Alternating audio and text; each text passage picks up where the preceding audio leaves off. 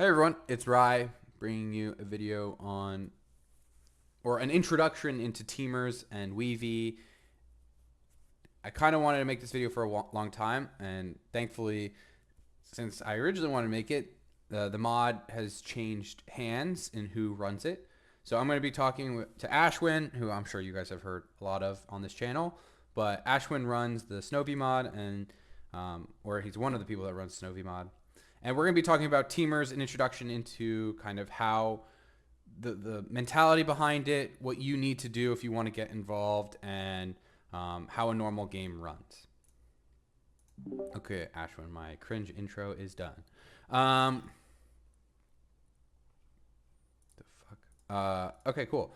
So I guess the most important thing is let's start with what is WvE?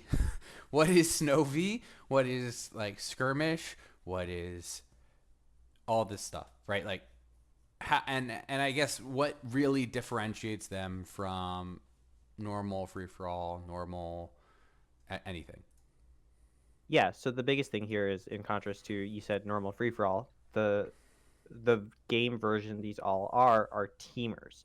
In a free for all, you have 6 players who are all trying to achieve their own objective. Each player is playing for their own win.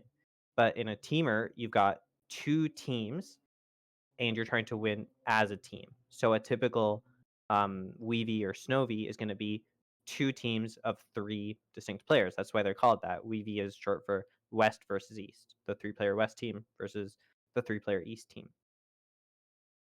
Yeah, and I guess the next question is like, people watching can see that this looks like Civ, but the map looks a little different. It's clearly not played on Lek map, right? So what do people play on? Yeah, so people play WvEs and SnowVes on WvE map. So WvE map has a few big differences. For me, the biggest one is that it's completely mirrored. So it's hard to see from this point in the video. I guess it's hard to see in general, Yeah. but um, both teams have the exact same land, except it's mirrored top to bottom. So let's see if I can pick out a feature. So like the bottom right corner is the same as the top left corner. Yep. And this is a purely balancing effect. It means that you spawn in on WvE and you are not allowed to complain about your land. You can still do it. You're just not allowed to do it.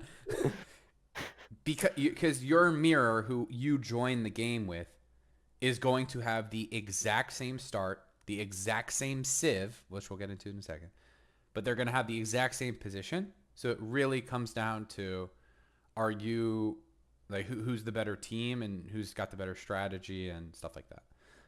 Yeah.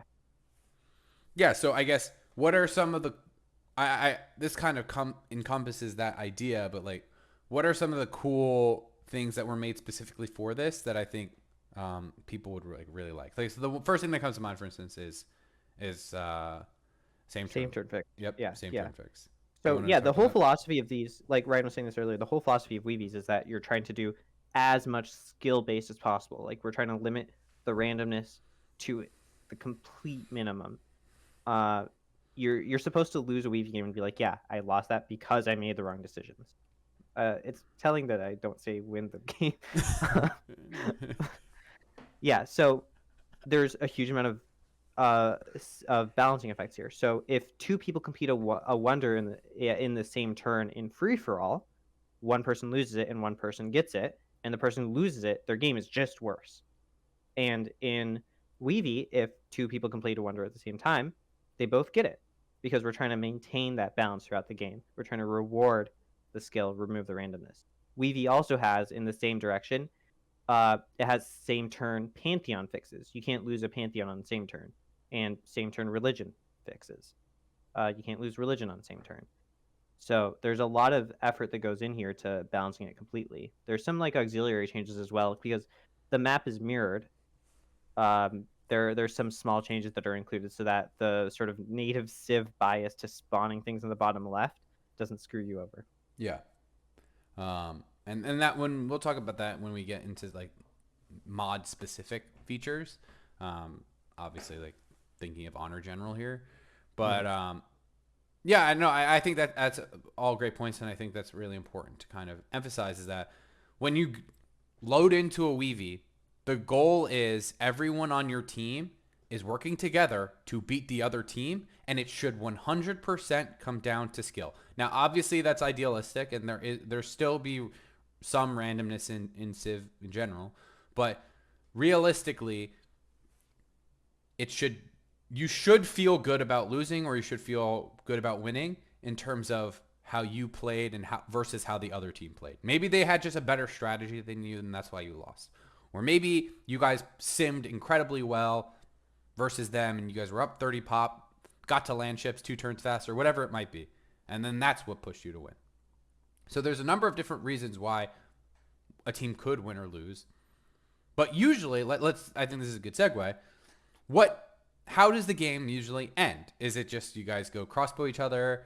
Like, are you using paratroopers? Like, what is it? Yeah, so this is entirely format dependent. The main teamer mod that's getting played right now is SnowVe, and SnowVe mod, the fundamental rule. So you can see on the left side of Malros' screen, there's all this snow, and the rule is you can't cross the snow before biology, before you've taken oil tech. So you can see Malrus hasn't seen anything past his borders on the snow, but as soon as he techs bio, he's going to step over and they're going to start fighting. So a SnowVe, typically, you start fighting after oil. You have maybe some cav arty skirmishes, and then you have a big fight at land ships. And that's kind of the goal of the game: is you have a big fight at land ships to do your modern into your atomic into possibly your info era war. And sometimes game ends because you didn't defend arty well enough and you die. Sometimes the game ends because they upgraded land ships on you like 2 or 3 turns early and you die.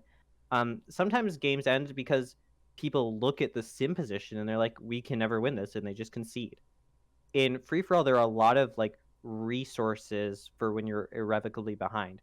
Free for all has a lot of, there's a known tech cost discount, so you can draft behind other people and get a lot of science. There's teaming to cut down someone who's very ahead. But in a teamer mod, if you're behind, you might just be behind forever, and there's no way to fix it. I like how you panned over and they've already They already CC'd. What the fuck? Yeah. I don't even know who won this game actually. I was watching this game. Hawks was like 30 pop up. It was ridiculous. Okay, yeah, you can. I mean, you can kind of tell from score alone. Yeah, I mean, Hawks was having an insane game. Gotcha. He was doing like 400 science pre fax. It was like, wow.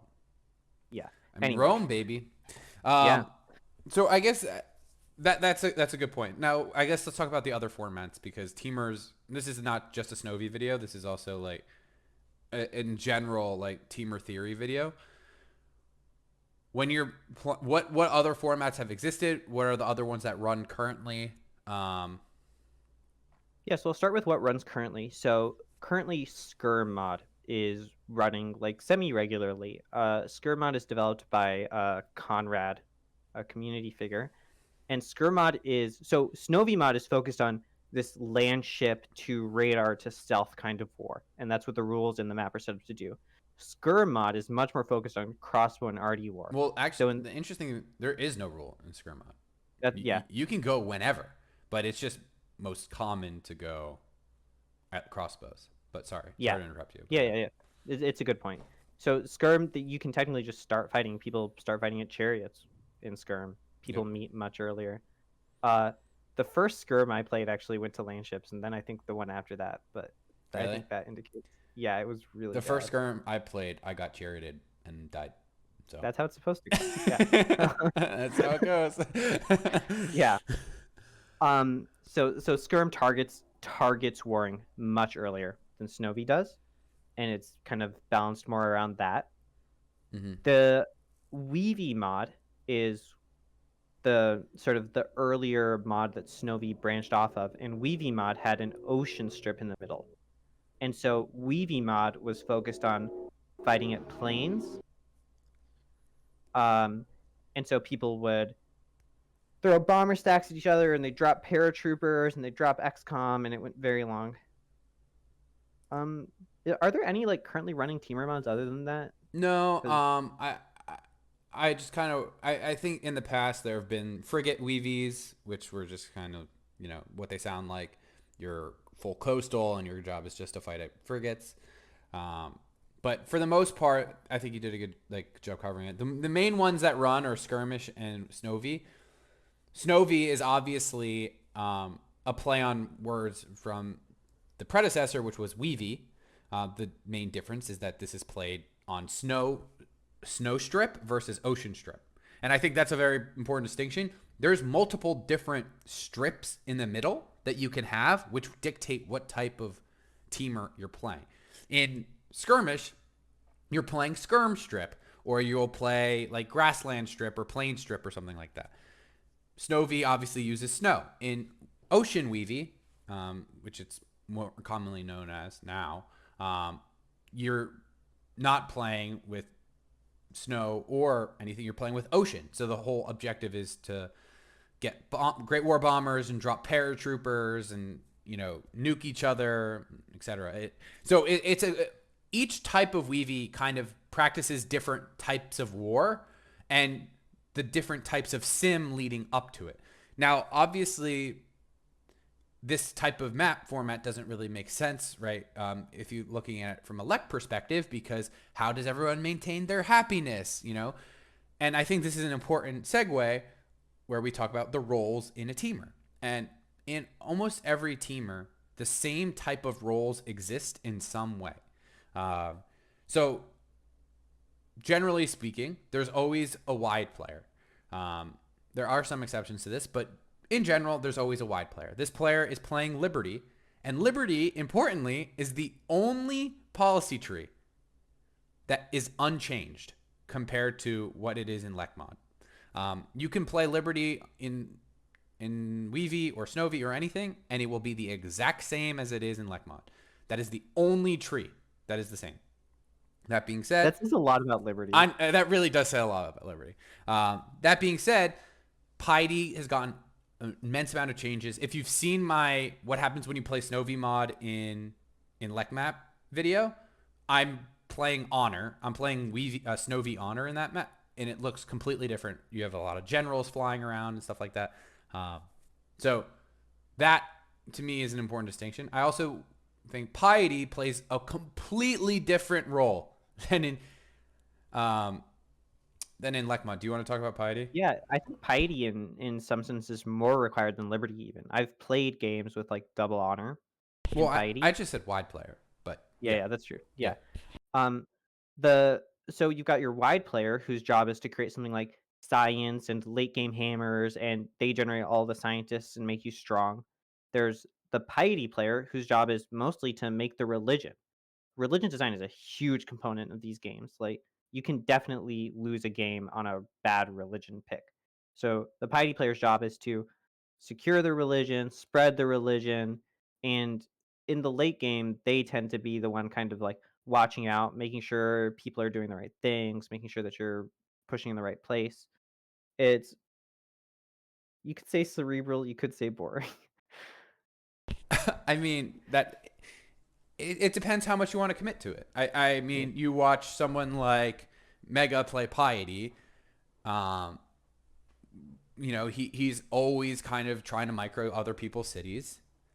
He's very much thinking about religion design, the turn you spawn in. And you compare that to when I play Piety, and I have fucking Pokemon Showdown on my other monitor, and I'm like literally falling asleep in the middle of the fucking game. So Yeah. it varies. Yeah, so but generally, like you've got a wide player, you've got a Piety player, and then you've got a sort of flex spot, which is somewhere between a tall player and a wide player. Sometimes you'll have a tradition player who's trying to make a lot of wonders and get like a fast NC, or sometimes you'll have an honor player who is on 6 or 7 cities and is going to make a lot of early game gold and hammers. But definitely, I think the core of the team is this interaction between your your Piety player and your wide player. Yep. And we see lots of changes in all the different mod versions, but especially in WvE and SnowVe with the Piety player interaction. For instance, there's a lot more faith pantheons in the early game. If we look at Malros' stream right now, can you tell me what pantheon he's running? I can see he's I think running. Covenant. Yeah, Covenant is on there, which is a new building, which gives 2 faith to all Luxes, which is clearly very good because it helps you, if you're the wide player, spread your religion further, helps the wide player buy the remaining buildings and whatnot. He's probably running Goddess of Love or the other one, right? Yeah. I think on Covenant you're not playing a Temple Rail, so it's almost certainly Love. Yeah. So things like Goddess of Love are incredibly powerful because that's 1 extra happiness for every single city. How many cities should the wide player usually be on, Ashwin? It varies. I would say I would be very uncomfortable if I were doing less than 11 cities, and I would be very uncomfortable if I were doing more than 14. I've had a couple games at 15 or 16, and they're pretty rocky. But exactly, and I think that's an important distinction because when people think wide in free for all, they're thinking 7 or 8. Yeah. And if you're on 7 or 8 and you're the Liberty player here, justify Liberty. You could be playing Honor at that. You should be playing Honor with that. You're not wide. You're going to lose the fucking game. So cities are very commonly played. I mean, if you look here, they are packing cities in. Like, you want a unique Lux for each city? Fuck no. You are packing them in as tight as you possibly can to try to maximize the amount of cities, to maximize the amount of output, to maximize the amount of buildings that you can have amongst everyone on your team. Yeah, and I think teamer games are generally won mostly on pop. Yep. Most of your job is to somehow maintain happiness and get your cities absolutely massive because more pop is more hammers, is more science. Yep. And unlike in free for all, where you can sort of improve your position by going over and killing someone, you just don't have that option. If you could have gone over and killed someone, you already would have. So it all comes down to this like careful city micro. Yep. Why don't we touch on why some people will call it a piety slave, and how the interaction between the sim aspect, not religion, but the sim aspect of piety kind of, and frankly the tall player kind of helps the Liberty player get online. Yeah, so it's really funny that piety is very buffed in every single teamer mod, but piety players tend to have worse games overall. And it's because the religion that the piety player makes is for the whole team. When you play free-for-all, when you're playing Lek and you're taking piety, you're gunning it for Feed the World. Because Feed the World has so much demos for you, and it's so fast. But Feed the World in a teamer game is way worse because, if it's like 10 food on you, that's great. But it's doing nothing for your Liberty player, who is the most important player on the team. So if you think about what the Liberty player is doing, the Liberty player is doing the most pop and is generating the most scientists. And you're winning these games on pop and science. So the interaction there, especially in the early game, is you're feeding every single resource you can into the Liberty player. I'm trying to find a clip of like when they trade. Yeah. But oftentimes, if I'm playing Liberty, Ashwin, you're giving me all of your Luxes. It's just going to happen. It's just a matter of time. Yeah, and I think that's important because, especially when you're brand new to this, it might feel uncomfortable. Like, my game is fucked. Like, if you're the piety player, like, you're fucking my game. Like, I don't want to give you my Luxes. Like, yeah, well, that's your job. Like, the whole objective of the team. So everyone plays piety at some point, right? And frankly, most of the reason you play certain civs is because of map position, one. And then secondly, what civ you're playing. Obviously, you're going to... So for instance, in this game specifically, it's mirrored. So from our perspective, the colors are a little weird. But I'm 99% sure Mega's playing Bolivia. Sierra is 100% playing Rome. And... we can see here that Malros is playing Huns. Huns is a very much can do whatever type of civ, not very restrictive in any regard. Bolivia, similarly, not super inclined to go either way. I think they're probably best wide, but then you have something like Rome, which is strictly a wide civ. So obviously, the inclination when they loaded into this game was that Ciro would be the wide player on the one team and Hawks would be the wide player on the other team. That doesn't always happen. All of us have played games that we were supposed to be the wide player and we spawn in the top right corner of the map and we're now the piety player, right? Because we can't. It would take too long to settle. So there is some kind of lean when you load in, but for the most part, you're kind of playing to your map. And that can change the dynamic completely. And people can, this is where the strategy comes in, right? Let's say, honestly, it looks like they have completely different strategies this game, right? If you look at the points, Sierra and Mega have about the same amount of points. And you compare that to the other team where Hawks has 300 more points than Mega's counter Korea's, right? So all of these different things kind of going on kind of make the game very unique in each way. The interaction between your teams is different depending on what the team is. And your role can change from game to game just depending on where the map spawns and how the map looks.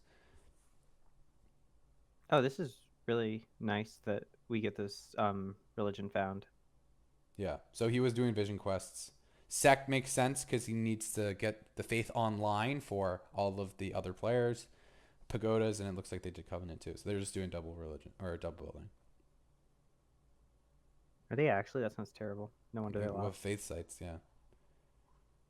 No wonder they lost. I mean, Pagodas is good. I think I had like a 9 or 10 city lib game, and I was out popping someone on like 11 or on like 13. I think the problem is you just need so much happiness to support Pagoda. Like you need at least a 3 happy row, like at minimum. I think we did well, but anyway. Yeah. So another thing to talk about in teamers is that you have to abandon this notion that your resources are for you, right? Yep. Everything you do, everything you have is for the team, and so the big question for the team is where are these resources best spent? Sometimes you make a lot of gold, and you say, hey, this player needs a worker, and that's where the gold goes. They need a worker. You know, for instance, it's very, very common to get your piety player a worker within the first 15 turns of the game. Almost every game, actually. You don't do it because you like them, or you do it because you think, what's the thing that's going to make our game the strongest as a team is going to be if my piety player can get their settlers out quicker. If they can get their religion faster. Yep. So, I don't really think I have anything else I want to talk about when it comes to the theory. I think team interactions are kind of interesting. Sure, yeah, absolutely. So right now these two teams haven't met each other. And so it's hard to determine what's going on the other side of the map, but it's also really, really important. In free-for-all, let's say you're building a wonder. You want to spot the wonder. You go look at everybody's cap, and you're like, okay, it's safe for me to build this. This option is not available to these players. Instead, they're trying to make reads about the game state on the opposite side based on point score, based on what wonders they see go, based on what demographics look like. Yeah, when they enter certain text. All of this stuff it's much harder to access this information. So when you do get it, and that gives you a significant advantage, right? If you correctly read, okay, they don't have an aesthetics player, so they're not going to be able to golden age very long. So we need to get the golden age wonders and deny them. You know, that makes your position so much stronger. Yep. This is especially true with religion. If they kind of set up for a particular religion and you kind of know what their layout is and you can deny one crucial belief, sometimes you just win the game on the spot. Yeah, I mean, this is super pronounced in Temple Row, old Temple Row, right? Yeah. But yeah, no, I couldn't agree more, and I think that's a really important point. The amount of information you actually have access to that you wouldn't think you have access to is it's hard to kind of like explain. But it honestly makes you better at reading game states for like free-for-all games or something like that, because you kind of learn to infer people's map positions and like kind of what they were intending just on stuff that you really that's been available to you the whole time, but you kind of just didn't think to look at. Yeah, so I think a great example here is, let's say the opposing team enters medieval. So you'll see the notification they've entered medieval. And if you're completely naive, you think, oh, there's no way for me to know. But there are only so many medieval entering techs. You think, okay, they probably won't enter through Theo. And then it takes a different number of techs to enter through civil versus entering through workshops. So if you look at the tech percentage on the other side, you can say, oh, okay, they probably entered through civil service. Yep. It's also super obvious when Chichen goes the next turn. But, yeah. No, it's a great point. It's especially true where we're talking about classical. Because you can kind of figure out, okay, did they enter through philosophy here, or did they enter through mathematics? AKA, are they going for temples for their piety player, or are they pushing for a Toa on their honor player? Different amount of text usually to enter, and different timing. So you can kind of gauge, okay, is it safe for me to contest this oracle? Is it safe for me to go for Great Mosque if I'm the piety player? All these kind of different, and because of that, you can get people who greedily say, well, I know he's not going to go for it because we entered 5 turns sooner, so I can just do this later. And then you have instances where some of the most important wonders are just never built. Yeah, and I bring this up in particular because there's a notion that these games are sort of, you just sit on your side and you do your own thing for 100 turns and then finally you meet. Yeah. And you definitely are interacting. It's just that you're interacting in much different ways than you would be interacting in a free-for-all. Yeah. Couldn't agree more. I think that's all I wanted to cover here. And then for part 2, we'll talk specifically about your mod and the mod that all of us play, which is SnowVe, and kind of the dip. It's going to be the worst video ever because it's going to be outdated the second it's posted. But it's going to be outdated literally. I think that's another important thing I wanted to cover. Who managed? So you mentioned that Conrad manages Skirmish. I kind of when I introduced this video, I kind of stated like you were one of the people running SnowVe. How frequently are patches? Are they similar to LecMod? I don't even know how often LecMod is, honestly. Like what's kind of the how often are you guys working on it? Yeah, so one of the big differences between, say, like a SnowVe and Lec is Eep, like Eep just doesn't play as much as most of the people who are playing SnowVe mod. Like Eep will pop in, he'll play about like, one game every week or 2 weeks, right? The community over here, we're playing basically every day. Like if like Lawson got a job and the number of games that got played dropped drastically. So these mods, the SnowVe mod in particular, gets updated really, really frequently because me, Glossin, Kuba, Mega, Syrah, occasionally Imos are all contributing to the mod, right? So there's really, really rapid turnaround. The mod gets updated at the minimum like once every 2 weeks, and I've seen it, like it's been updated same day for hot fixes. The mod changes very, very rapidly. And part of this is because in small groups of players, metas tend to get very fixed, right? And especially in this sort of intensely skill-based format, people start to decide, okay, this is the best thing that I could be doing. There's less variance, so it's sort of clearer to see that something is performing well. And so people start doing the same thing over and over again. And kind of rapid changes in the mod are necessary to prevent us from playing the exact same game 60 times in a row. Yeah. I will say occasionally, especially as someone who doesn't play that much, it's fucking annoying when there was like 30 different mod versions in the last like month. But it does go to show just how frequently it's updated, which is great. And especially as someone who's kind of coming into it, it can be very overwhelming to see all the changes. But I will say none of the changes usually mod to mod are that drastic, right? It's usually like, okay, we're going to nerf this building, or we're going to nerf this religious belief. We're going to change the strength of bombers or whatever it is. It's not like, okay, we're going to overhaul how tech works and how tech steals work. Usually, like in LEC, because patches are not as frequent, the patches usually are much more meaningful and are a lot bigger. So even as someone who, let's say, for my sake, let's say because I haven't played WvE in a long time. Let's say I play WvE today. I'll just ask Ashwin, hey, what changed? Or someone on my team will just tell me, oh, don't do that now. That's bad. Yeah, this is one of the great things about teamer mods is that, like, first of all, you're playing on a team with your friends, so you're just hanging out and you're talking, and that, for me, that's like some of the best part. But also, like, if you're unsure about what's going on, there are two other people on your team who have some input, and so, like, sometimes you're like, hey, where are we teching, guys? And someone says, yeah, you click civil, and you're like, okay, I guess that's what we're doing now. Yep. And sometimes you're like, hey, guys, where do you think I should settle this city? I'm not sure between these two spots, and people will weigh in. It's for me, it's a great experience. I just remembered a point I wanted to make, and this is probably the most important point that I could make. So I'm mad at myself for not remembering. WvE and Skirmish are, in my opinion, the best tools that you have access to as a Civ player to get better at the game. And frankly, it's not even close.